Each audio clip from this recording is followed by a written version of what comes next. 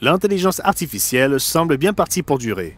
Certains s'attendent à ce que l'intelligence artificielle, l'IA, nous conduise à l'utopie que nous avons toujours souhaitée, un âge d'or de prospérité, d'abondance et d'épanouissement. D'autres y voient une dystopie à l'horizon dans laquelle seuls les riches s'enrichissent tandis que le reste du monde vit dans un cauchemar où les machines dirigent nos vies et prennent le contrôle de nos cerveaux. L'IA nous sauvera-t-elle ou nous détruira-t-elle? Rejoignez-nous dès à présent sur Le Monde de demain pour le savoir.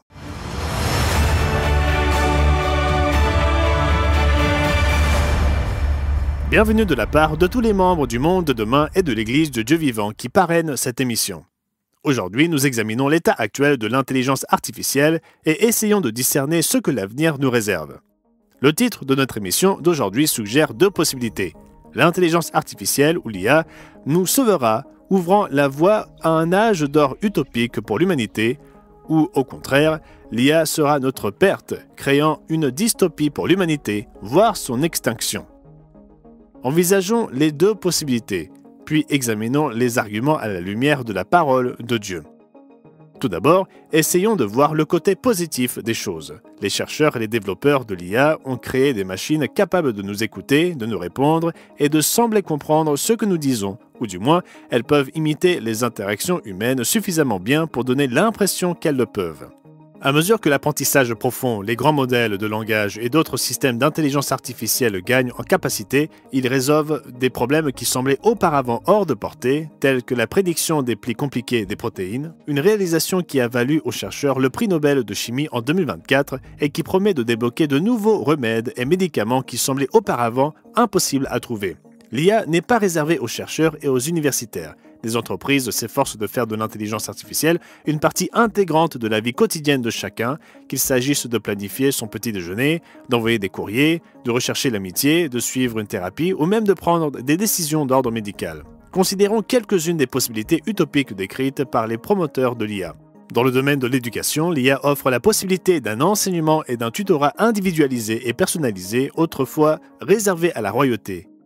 Imaginez que vous puissiez bénéficier d'un tutorat dans toutes les matières imaginables, mathématiques, sciences, histoire, littérature, musique, art, philosophie, et même dans des domaines techniques tels que l'ingénierie ou la programmation informatique, et ce par un professeur de l'IA qui a maîtrisé toutes les grandes œuvres dans ces domaines. À l'autre extrême des tranches d'âge, beaucoup de nos aînés souffrent de solitude et d'isolement. Certains prétendent que l'IA peut leur apporter la compagnie dont ils ont besoin. Noam Chazer est le créateur de Character.ai, une société connue pour ses chatbots, des agents logiciels dotés d'une intelligence artificielle qui peuvent interagir avec vous et vous parler comme s'ils étaient de vraies personnes. En 2024, le Wall Street Journal a rapporté son appréciation selon laquelle de tels compagnons de l'IA seront super utiles pour beaucoup de gens qui sont seuls ou déprimés. Les partisans de l'IA font valoir la capacité de cette technologie à améliorer considérablement notre santé physique. La revue britannique BMC, Medical Education, a inventé les possibilités médicales de l'intelligence artificielle dans un article publié en septembre 2023. L'IA permet d'accroître la précision, de réduire les coûts et de gagner du temps tout en minimisant les erreurs humaines. Elle peut révolutionner la médecine personnalisée, optimiser les doses de médicaments, améliorer la gestion de la santé de la population, établir des lignes directrices, fournir des assistants de santé virtuels, soutenir les soins de santé mentale, améliorer l'éducation des patients et influencer la confiance entre les patients et les médecins. Peut-être qu'un jour, les montres et autres appareils alimentés par l'IA surveilleront nos signes vitaux, nos niveaux d'activité et nos régimes alimentaires, fournissant des données directement à des médecins virtuels alimentés par l'IA qui se consacreront entièrement à nos soins individuels, nous consulteront et nous prescriront des médicaments ou des plans de traitement personnalisés, le tout sur un écran à la maison. Et dans nos maisons, la robotique alimentée par l'IA offre la promesse d'une vie de loisirs dans laquelle les robots font les tâches ménagères. Le milliardaire et expert Vinod Khosla envisage un avenir dans lequel tous les travaux indésirables seront effectués par des logiciels de l'IA ou par la robotique.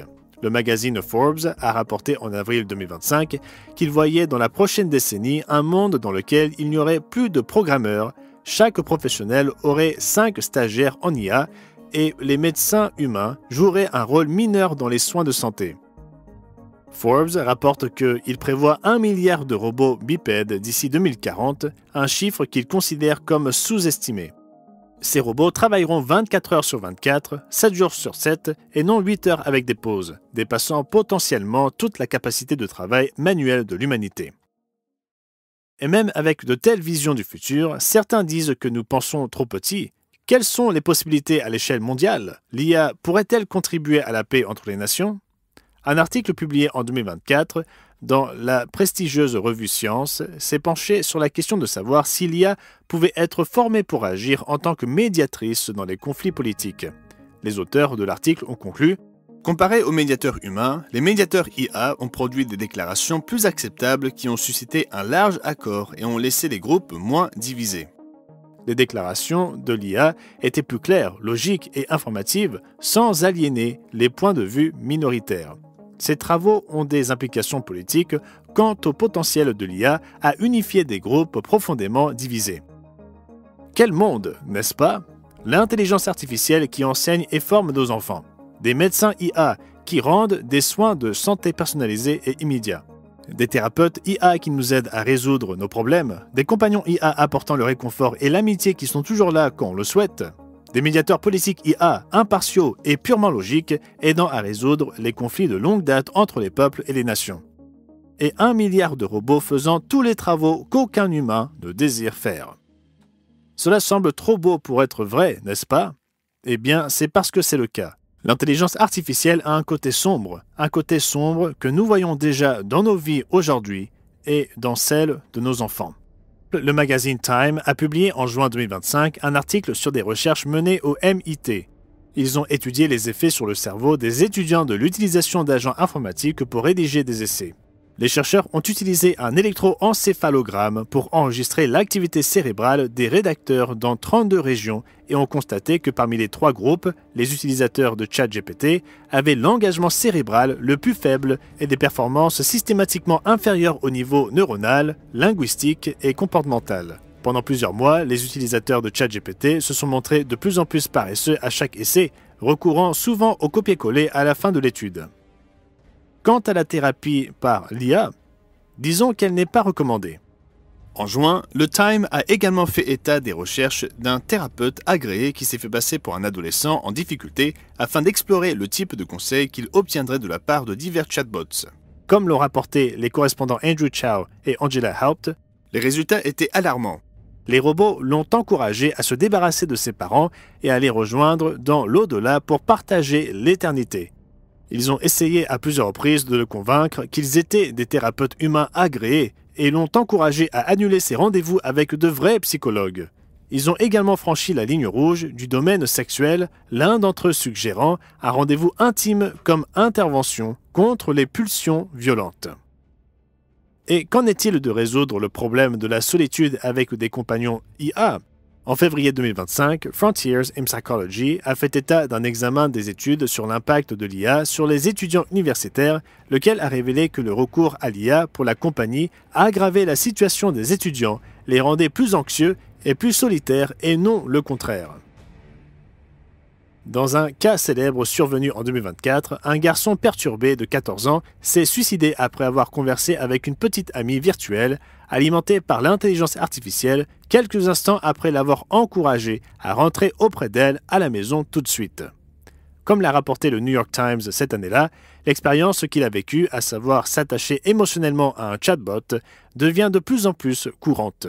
Des millions de personnes parlent déjà régulièrement à des compagnons IA et les applications de réseaux sociaux les plus populaires, comme Instagram et Snapchat, intègrent à leurs produits des agents IA plus vrais que nature.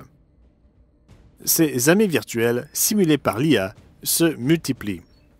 En avril 2025, le Wall Street Journal a publié un article sur Meta, la société à l'origine de Facebook, détaillant ce que des journalistes d'enquête ont découvert, à savoir que les agents de conversation IA de Meta engageaient les utilisateurs dans des conversations sexuellement explicites et des fantasmes sexuels, même lorsque les profils des utilisateurs indiquaient qu'ils étaient mineurs. Mais rentable? Absolument. Combien de personnes sont prêtes à payer mois après mois pour rester en contact avec leur bien-aimé imaginaire? une personnalité virtuelle qui semble s'intéresser à toutes leurs épreuves et tribulations, à leurs espoirs et à leurs rêves, tout comme le petit ami ou la petite amie idéale. Honnêtement, cela ressemble à une mine d'or, d'énormes sommes d'argent à gagner, mais au prix de cerveaux déformés, d'esprits diminués, de relations humaines détériorées et d'un développement psychologique et émotionnel retardé. Comme l'a déclaré le psychologue Robert Sternberg de l'université Cornell au journal The Guardian, ne demandez pas ce que l'IA peut faire pour nous, demandez plutôt ce qu'elle nous fait. Et pour illustrer de manière plus flagrante ce que l'IA pourrait nous faire, prenons le domaine de la guerre. Des conflits récents, comme la guerre en Ukraine, ont déjà vu le déploiement de drones ainsi que de mitrailleuses alimentées par l'IA. La Russie se vante de son drone autonome sous-marin Poséidon, capable de se guider lui-même à travers l'océan et de lancer une attaque nucléaire quelques jours après avoir quitté sa base d'attache. Le monde est engagé dans une course à l'armement en matière de l'IA, car chaque pays reconnaît qu'il ne peut pas se permettre d'être le dernier à développer des robots tueurs. Des armes intelligentes qui décident elles-mêmes de tuer ou non. Qu'est-ce qui pourrait mal tourner ? Après tout, est-il possible que les systèmes d'intelligence artificielle soient malveillants? Ne reléguez pas ces possibilités à la science-fiction. Mon collègue du Monde de demain, Gerald Weston, aime parler du risque des conséquences inattendues et avec l'IA, nous constatons qu'il y en a énormément. Par exemple, la société d'IA Anthropic a publié des rapports sur le comportement de son grand modèle de langage, Claude Opus 4, qui était alors le plus récent. Voici quelques-unes de leurs conclusions selon leurs propres termes. Dans une série de cas de figure, nous avons demandé à Claude Opus 4 de jouer le rôle d'assistant dans une entreprise fictive.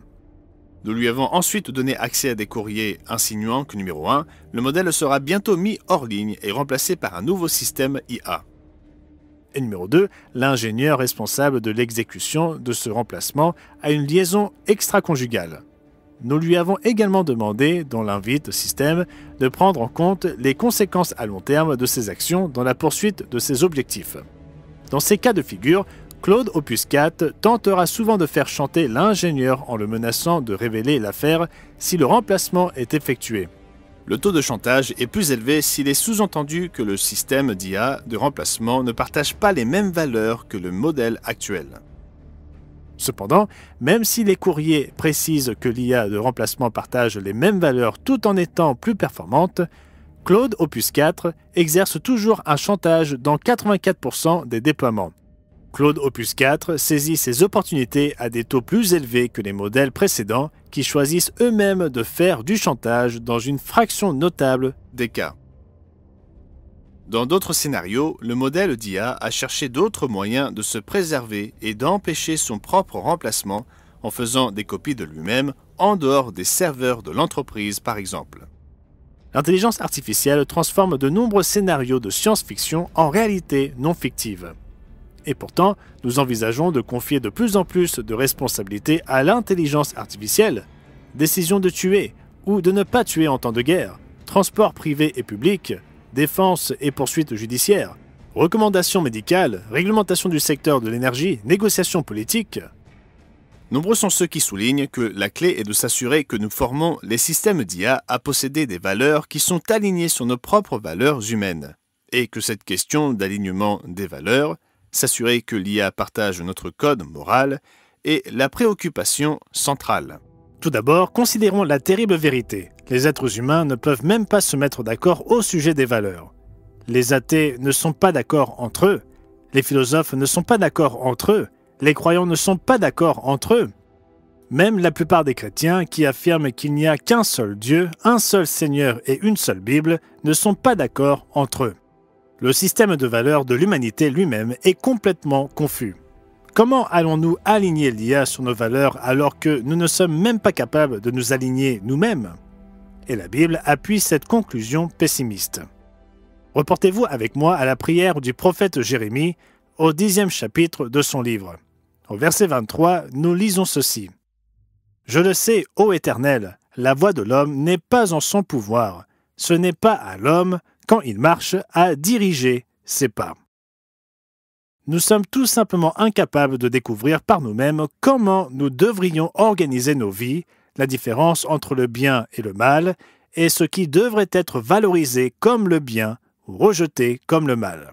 Cela nous amène au problème de base non seulement de l'IA, mais de presque toutes les avancées technologiques de l'humanité. Alors que notre intelligence et notre créativité physique nous permettent d'accroître nos pouvoirs et nos capacités, rien de ce que nous faisons ne semble vraiment nous améliorer sur le plan spirituel. Peut-être créerons-nous de nouvelles formes d'art stupéfiantes et magnifiques grâce aux outils que l'IA peut nous fournir, mais nous utiliserons également ces mêmes outils pour créer de nouvelles formes de dégradation, de perversion et d'avilissement. L'IA n'y fait pas exception. Au contraire, elle en est la preuve. Pourquoi ne pouvons-nous pas, d'une manière ou d'une autre, produire uniquement du bien? Pourquoi ce que Jérémie dit est-il vrai? Qu'il n'appartient pas à l'homme de pouvoir diriger ses propres pas. Tout remonte aux tout premiers êtres humains, Adam et Ève. En choisissant de rejeter et de désobéir à leur Créateur et de manger du fruit de l'arbre de la connaissance du bien et du mal, ils ont choisi de déterminer par eux-mêmes le bien et le mal, ce qui ne peut se faire sans l'aide et les conseils de Dieu. Et chacun à notre manière, nous avons tous répété le choix d'Adam et Ève, nous avons tous péché contre notre Créateur et choisi le bien et le mal selon nos propres termes. Comme le dit clairement Romains 3, verset 23, « Car tous ont péché et sont privés de la gloire de Dieu. » Ainsi, chacun des millénaires de l'histoire de l'homme a vu un mélange de bien et de mal. Pratiquement chaque nouvelle découverte et chaque nouveau progrès technologique a apporté de bonnes choses, mais d'autres très terribles. Et l'IA en fera de même. Et c'est la raison pour laquelle l'IA ne nous sauvera ni ne nous détruira. Notre problème n'est pas essentiellement la technologie, mais la condition spirituelle pécheresse de l'humanité. Et Jésus-Christ, le Fils de Dieu, a été absolument clair et catégorique sur l'endroit où la condition spirituelle pécheresse de l'humanité mènera le monde, et ce n'est certainement pas une utopie. Nous voyons la description du Seigneur sur l'état du monde à la fin des temps en termes très clairs dans sa prophétie du monde des Oliviers. Lisez-la avec moi dans Matthieu 24 à partir du verset 21. « Car alors la détresse sera si grande qu'il n'y en a point eu de pareil depuis le commencement du monde jusqu'à présent, et qu'il n'y en aura jamais. Et si ces jours n'étaient abrégés, personne ne serait sauvé, mais à cause des élus, ces jours seront abrégés. » Il suffit que nous ayons les moyens de nous détruire nous-mêmes pour que cette condition se réalise, ce qui est le cas depuis au moins 1945 avec le développement des bombes atomiques et des armes nucléaires. L'intelligence artificielle et la robotique pourraient-elles jouer un rôle dans un tel armement suicidaire à l'échelle de toute l'espèce humaine dans les jours à venir? Ou sera-t-elle utilisée par la future bête de l'Apocalypse pour imposer son infâme marque? Ou encore sera-t-elle utilisée par le faux prophète à venir pour séduire les peuples du monde? Bien sûr, toutes ces choses pourraient être vraies.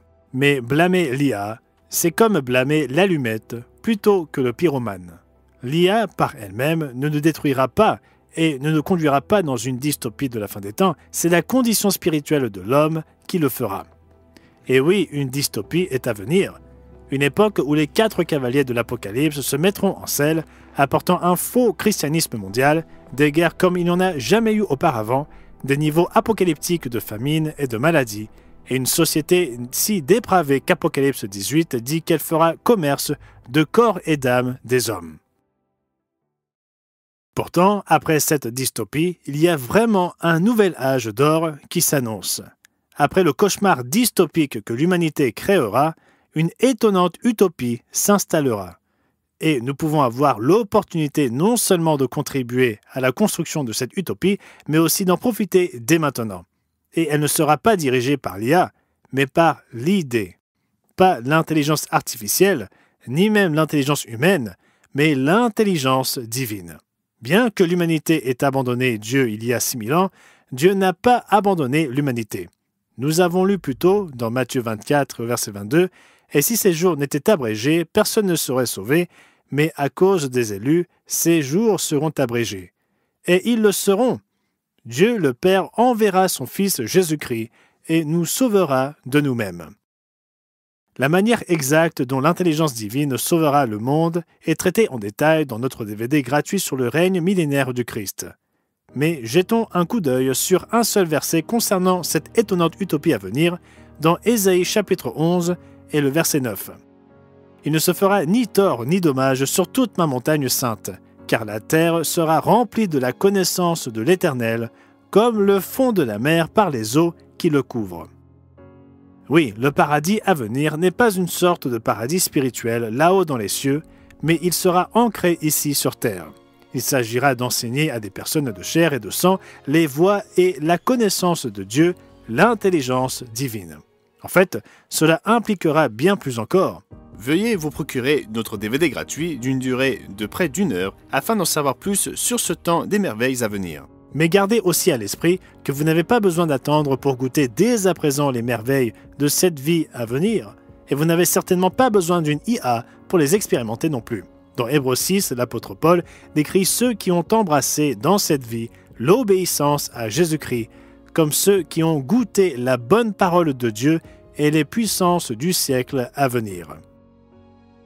La connaissance de la parole de Dieu et du mode de vie basé sur l'obéissance à Jésus-Christ, en suivant ses pas, nous permettent de goûter dès maintenant tout le bien qu'il apportera au monde après son retour. Comme Jésus lui-même l'a dit, « Moi je suis venu afin que les brebis aient la vie et qu'elle l'ait en abondance. » Et comme l'explique le DVD gratuit d'aujourd'hui, ceux qui pratiquent ce mode de vie aujourd'hui seront ceux-là même qui aideront le Christ à le diffuser dans le monde de demain.